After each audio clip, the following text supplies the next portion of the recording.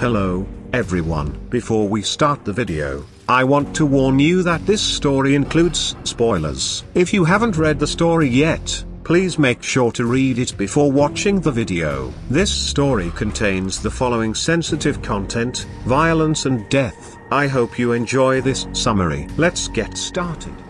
Luca is a 17-year-old who wants to coach in the NFL and is on track to do so. When Luca was younger, his 4-year-old friend Kenny was kidnapped and murdered. This resulted in Luca having a horrible dream where Kenny cries out for help, but Luca always arrives too late. Asher and Maddie moved in a year later, and Luca became best friends with them. He became friends with Nolan during junior year, but his friendship began to falter when Nolan began dating Maddie and both of them changed for the worse. Nolan had known Luca was in love with her, but simply made a snarky remark and made his move. Meanwhile, Asher began to take interest in acting, and his behavior changed to reflect that. The high school seniors make their way through the costume closet in Freddy Fazbear's Mega Pizzaplex's role-play venue, Urban Legend Role Players Auditorium, where they pick out costumes based on certain scenarios and enter a set to play them out. Luca has done his research on the children that went missing, and he believes that the video games and roleplay scenarios were created by Fazbear Entertainment to reenact the rumors associated with the company in order to dissuade the public from believing in them. Luca also believes that the animatronics were haunted by the ghosts of the missing children and the events of the games are real, but his friends call him a conspiracist. Luca spots a group of little girls arguing over a chica costume as his friends choose the scenario Green-Eared Killer, where 3 teens break into Fazbear's fright-haunted house and have to escape Springtrap before they're killed. Luca wants to be a security guard and a hero, but the scenario doesn't call for it and his friends pressure him into being Springtrap. Luca knows that William Afton was the one who killed the kids and the real Afton got trapped in a rabbit suit and eventually died inside of it. According to Fazbear lore, Afton's corpse came back to life as Springtrap, and his experience with Kenny makes Luca uncomfortable with putting the suit on, although he never tells his friends this in fear that they'll mock him. The suit is crusty and scummy, and its awful smell further adds to Luca's discomfort. But eventually he caves. Luca puts the suit on, noticing that the fur and the metal skeleton beneath it stretched to accommodate for his height. As they're waiting to start the game, Luca notices the 3 girls from earlier now in a Chica, Freddy, and Foxy costume. Behind them, a Fazbear employee named Earl creepily watches. But before Luca can find another employee to voice his concerns, he gets distracted and Earl disappears. His friends pull him to the Green-Eared Killer staging area, which is a replica of the original Freddy Fazbear's pizzeria with some elements of the Fazbear's fright-haunted house. Ash reads off the instructions to the game, informing Luca that he has to start off in the safe room, where he'll be locked inside with a fake knife until the game starts. Luca nods his head, but when he does, something scratches his neck. Luca notices that the halls to the safe room are filled with sounds of children crying and begging,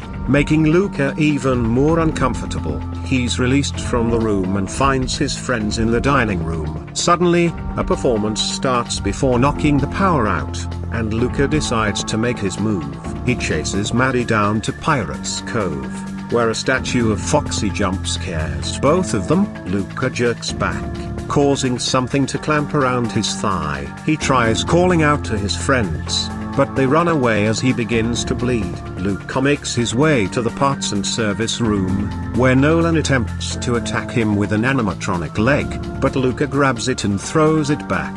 As he pursues his friends, the suit shifts and something gouges his ribs.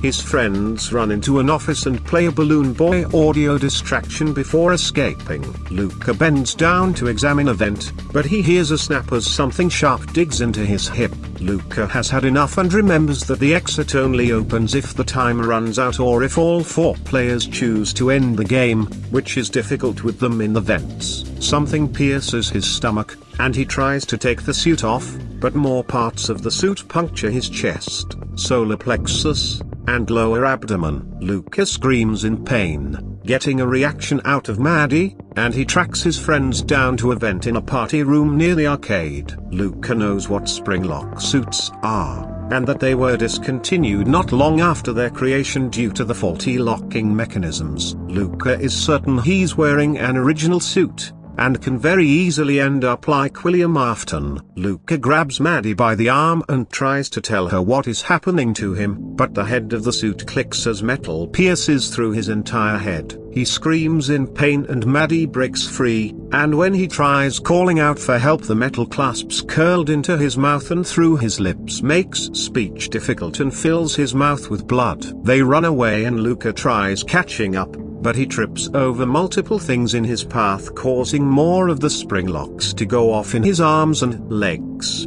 His friends stop, but they believe it's just him acting. Luca tracks his friends down to the dining room, where they play a voice line from Nightmare BB. He tries running up to them, but his fractured legs cause him to trip and roll down the hall instead.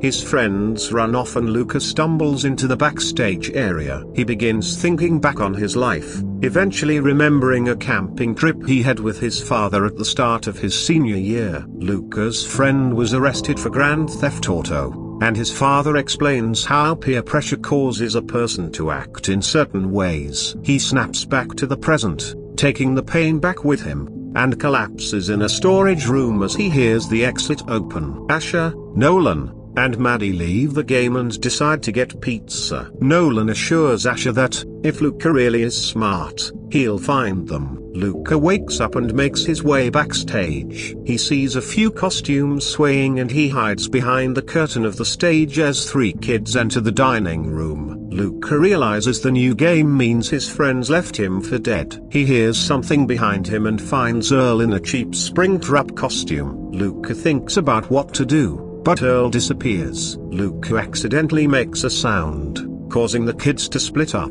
Valerie and Adam run towards the main hall while Amy runs for the kitchen. Earl enters the dining room and goes through a vent. Luca hears Amy scream and runs towards a maintenance closet, where he finds Amy desperately trying to break free from Earl's grasps. Earl looks at Luca in confusion, allowing Amy to bite his forearm and flee. Luca lunges at Earl and begins to strangle him. As Earl thrashes around, Luca's life flashes before his eyes, remembering all of the hopes and dreams he'll never be able to live out. Once Earl dies, Luca dies as well, noting that his inner compass was working and his final act was his own.